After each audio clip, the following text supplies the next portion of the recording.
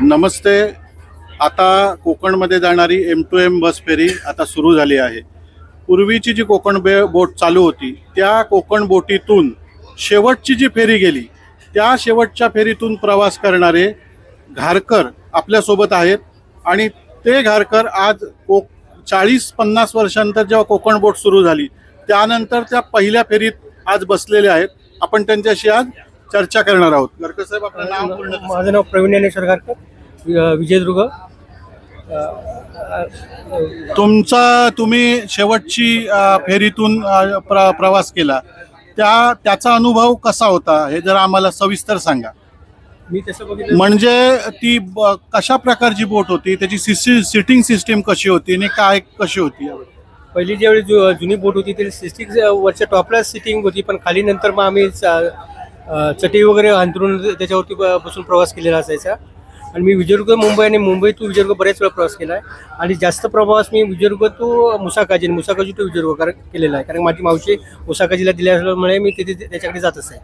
पण ज्यावेळी शेवटची बोट सुटली ती जवळजवळ दुपारी 2च्या नंतरच सुटली होती, कारण काय मॅनेजमेंटचं आणि त्या स्टाफचं काहीतरी चाललं होतं की बोट चालू करायची की आता सोडायचीच की नाही असं चाललं होतं. आम्हाला वाटत होतं की ती कॅन्सल आताच करतात की किंवा आम्हाला परत घरी जावं लागेल का, पण तसं झालं नाही. बोट आमची सुटली आणि आम्ही दुसऱ्या दिवशी जे पहाटे पोहोचायचं होते दुसऱ्या दिवशी जवळजवळ 10:30-11 वाजता आम्ही विजयदुर्गला पोहोचलो होतो.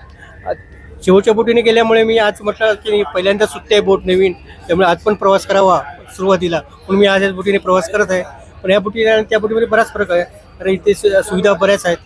आता फक्त त्याच्यामध्ये दर रेट हा जो तिकीट दर जरा जास्त आहे आणि प्लस लगेचचं जे आहे कोकणवासियांचं कसं आहे की कोकणात तिथे माणसं जाणारी बरंच सामान घेऊन जात असतात. पण इथे लगेच हे डिस्ट्रिक्शन आहे आणि येते वेळी सुद्धा माणसं घेऊन येतात. पहिलं कसं कोंबडीसुद्धा घेऊन यायचे पिशवीत भरून, असं हे सगळं आम्ही पाहिलेलं आहे. आणि माणूस इथे बाकीच्या गोष्टी आहेत, स्वच्छता चांगली आहे. कारण की त्यावेळी कसं होतं ते उलटीचा सगळ्यात जास्त वास येत असायचा, कारण प्रवास करून, कारण माणूस काय सगळेजण घरातून जेवण आणायचे, पोटभर खायचे आणि पोटभर म्हणजे बऱ्याच वेळा उलट्या करायचे जास्त, असं चालायचं. तसं आता इथे हेच शक्य नाही आहे. बाकी आता ही जी तुम्ही बोट बघितलेली आहे तर तुम्ही म्हणताय तिकीट दरात फरक आहे. मग ज्यावेळी तुम्ही बोट सुरुवातीला घेऊन ज्यावेळी येत होता, म्हणजे जुनी कोकण बोट आपण म्हणू, तर त्यावेळी साधारण तिकीट दर काय होतं? मला वाटतं ते 40-50 रुपये असण्याची शक्यता आहे त्यावेळी. तुम्ही शेवटच्या फेरीत प्रवास केला त्याचा तिकीट दर आठवतो का? नाही, मला आता आठवत नाही, कारण का ते बरेच वर्ष झालेले आहे, त्याच्यामुळे ते मला ते आठवत नाही. नमस्ते ताई, तुमचं नाव कसं? सुवर्णकला सुके.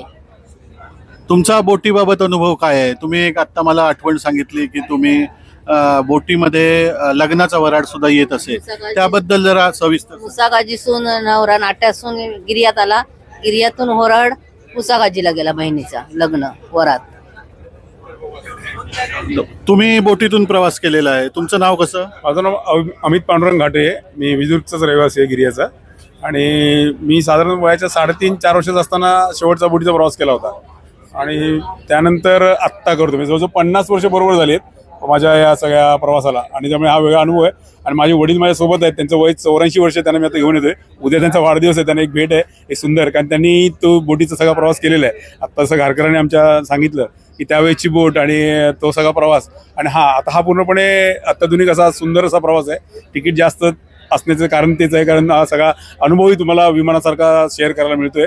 आणि त्या वेळेची जी बोट होती, म्हणजे ज्यावेळी उसळी मारायच्या बोट, पाणी आत यायचं, मी लहान होतो, गरगळत जायचो, आम्ही पडायचो आणि फॉरेनर आजूबाजूला फिरायचे, त्यांना बघायला आम्ही जायचो, कधी बघितलेलं नसायचे. अशी वेगळी मजा आम्हाला त्या बोटीमध्ये असायची वरखाली करताना, आणि तो सगळा धमाल असा विषय असायचा. आणि ह्या बोटीचा जो क्लिनलीनेस आहे, बाकी सगळा विषय आहे, त्या हिशोब दृष्टिकोनातून नाही. फक्त एक जो लगेचचा विषय तो थोडा जरा कसा करता येईल, कोकणी माणसाला आपलं सामान भरपूर घेऊन जायचं असतं, तो सगळा विषय आहे, तो जरा सॉल्व्ह झाला आहे. तर बरेच कोकणी माणसं देखील पर्यटकांसोबत येतील. आणि अतिशय आभारी आहोत आम्ही नितीश राणे साहेबांचे आणि मुख्यमंत्र्यांचे, की त्यांनी आमच्यासाठी सुविधा केलेली आहे.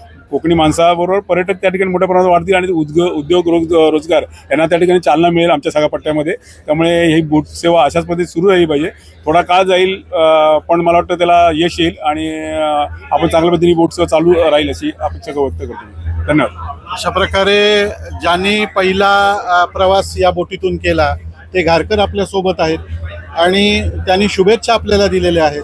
त्यामुळे ही बोट कायम चालू राहावी आणि सतत सेवेत राहावी अशी सर्वांची इच्छा आहे.